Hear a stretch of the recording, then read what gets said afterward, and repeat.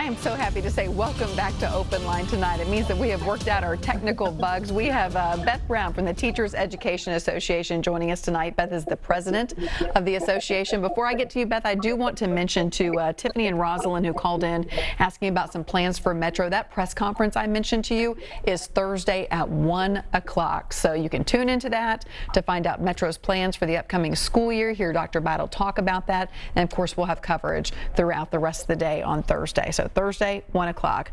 Beth, good evening to you. Thank you for hanging in with us.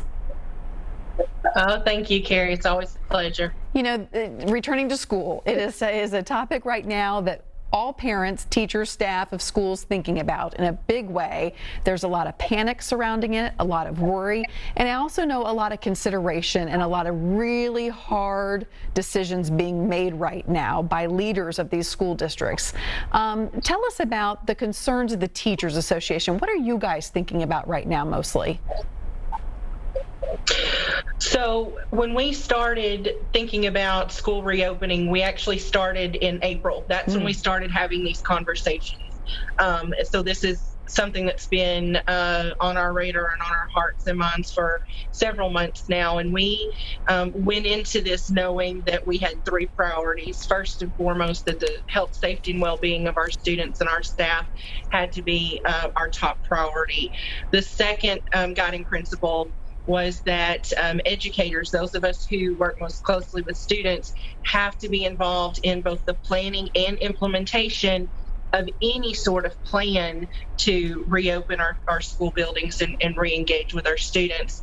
And finally, we have been very cognizant about the importance of federal aid and using any federal aid that we get from the government to backfill any of those revenue gaps. We know that as Tennessee is a sales tax revenue state, and with COVID closures, we experienced a significant hit to both our state and local revenue, and so we know that it's really important to very carefully utilize any federal aid that we get. And our priority as an organization is to make sure that when we reopen our school buildings, that all of the employees who were on campuses and working with students in March when buildings closed are still able to do that whenever our buildings reopen, because our students' needs aren't shrinking, they're growing exponentially. And so we need to make sure that we have adequate staff. So those are the kind of the three guiding principles that have been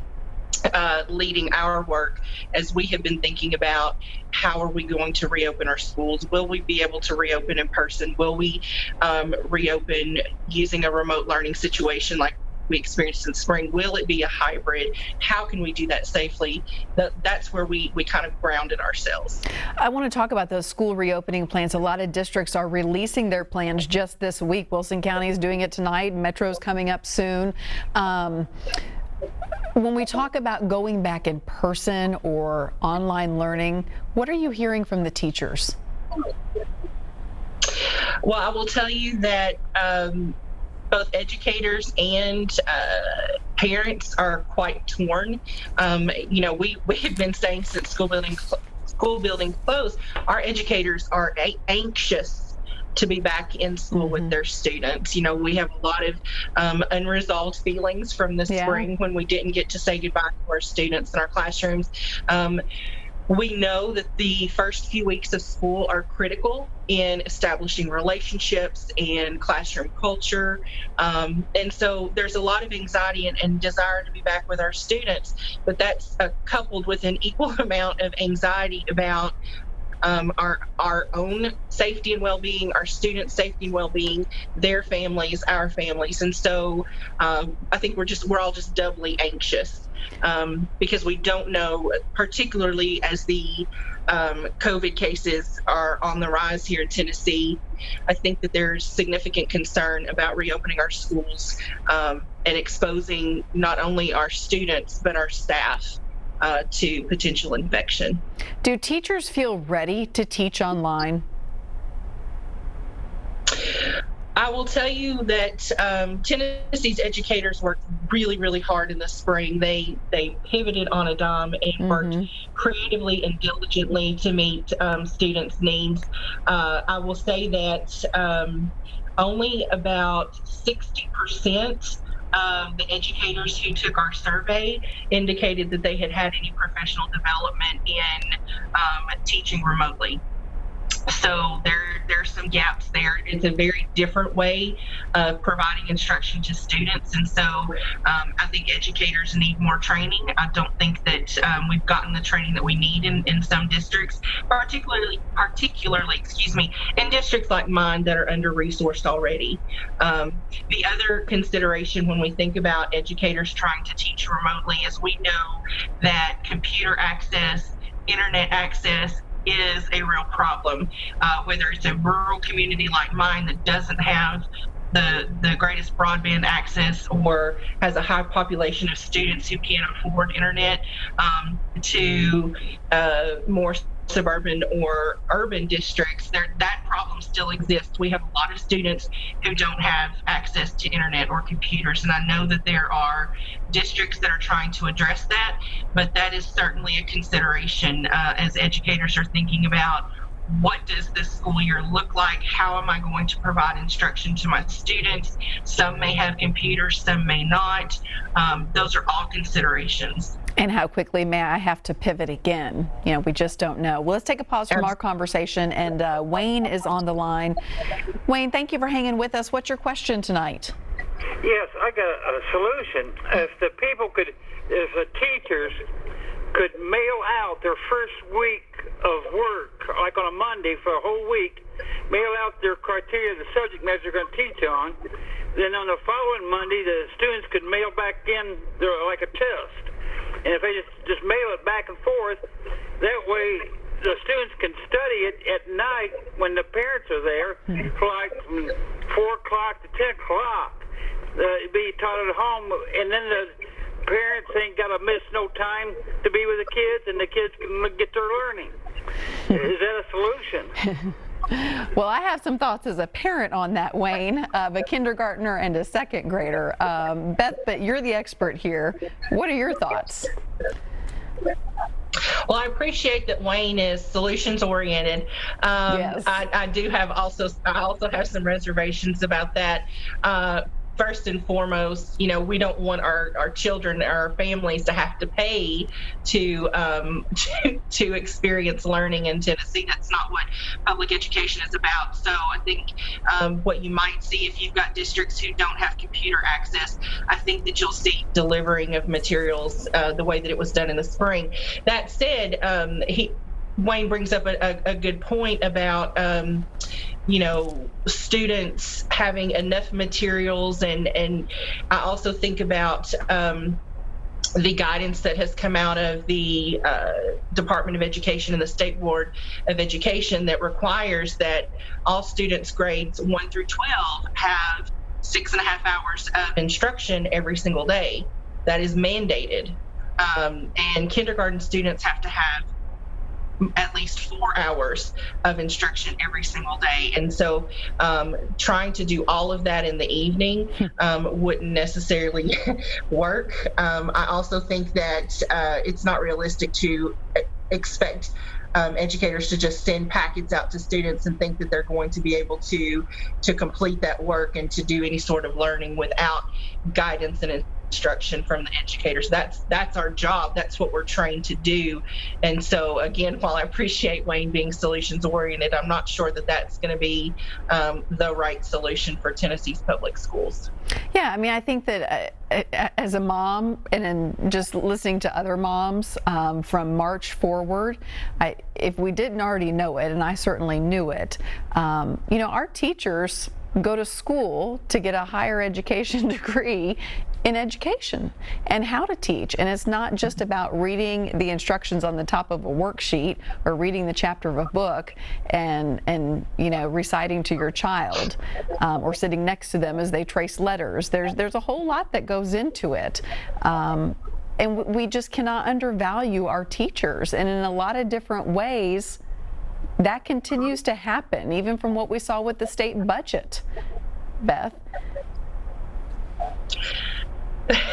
Yes. Mm-hmm. So you hit on a couple of good points there. First, thank you for recognizing that teaching is an art It is a highly developed skill. Tennessee's educators have at least one college degree. I would say the majority have multiple degrees. I hold multiple degrees, and a significant percentage of Tennessee's educators hold multiple higher degrees. And so recognizing our commitment to our profession and the skills that we have developed, I also know that I'll speak for myself that as an educator, I get better every year.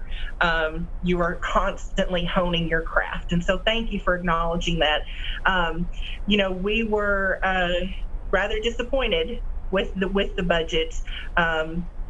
We had been promised back in the spring a 4% raise on the BEP, and then when we dismissed in March, we were told we were going to get a 2% raise on the BEP, and then it was when we came back in June and we started thinking about the impact of COVID-19 on state and local budgets. It was, well, let's do a $1,000 bonus, which quite frankly in a lot of districts is more than 2%. In my district, that's more than 2% of my salary.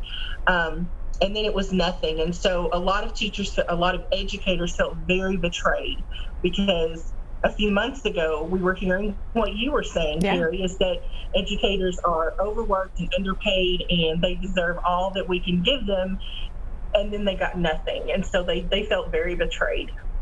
What can we do as parents moving? I'm getting a little off topic because we're supposed to be talking about the school year, and we will. But what can parents do in that vein of trying to make a difference going forward with what our state lawmakers are doing? Well, I would encourage everyone to make sure that you're registered to vote, and that when you cast your vote, that you are voting for pro-public education candidates. We have a saying at TEA that it's not about R, it's not about D, it's about E for education. We support both Republican and Democrat candidates. We support candidates who are going to prioritize public education in the state of Tennessee. If you are a parent and you want to support your child's educators, that is one of the best ways that you can show your support, is to vote for pro-public education candidates. Okay, let's get back to the school year. The TEA is calling for a moratorium on the state testing for this school year, and then also to suspend teacher evaluations. Can you explain why?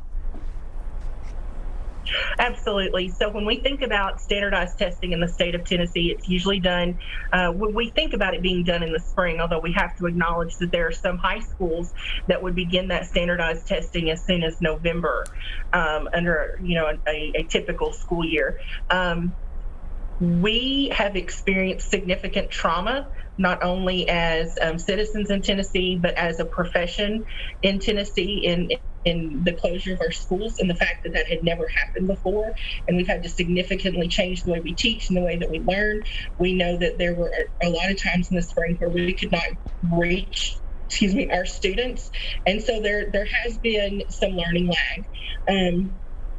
Testing takes up an inordinate amount of time, and teachers have to spend a lot of time preparing students to take that test, because a lot of times it's not just the content of the test, it's how to take the test, and testing just takes up a lot of time. And if we want to prioritize students' learning, and we want to try to make up some of those, or cover some of those gaps and make up for any sort of learning loss, we can shelve the testing for the year and let us really focus on our students and what their academic needs are, what their social and emotional needs are, what their mental health needs are, because we know as educators, when our students come back, every single student is going to be dealing with an adverse childhood experience. COVID-19 has changed the psyche of every student and every educator in the state of Tennessee, and we really need to be able to be focused on meeting our students' needs, not worried about a standardized test. As far as teacher evaluations, I would point out a couple of things. Beth, I'm going to pause you just for a second. We're going to take a quick break because our audio is breaking up a little bit again, so maybe we can reset it, and then we'll get right back to where we left off. All right, stay with us.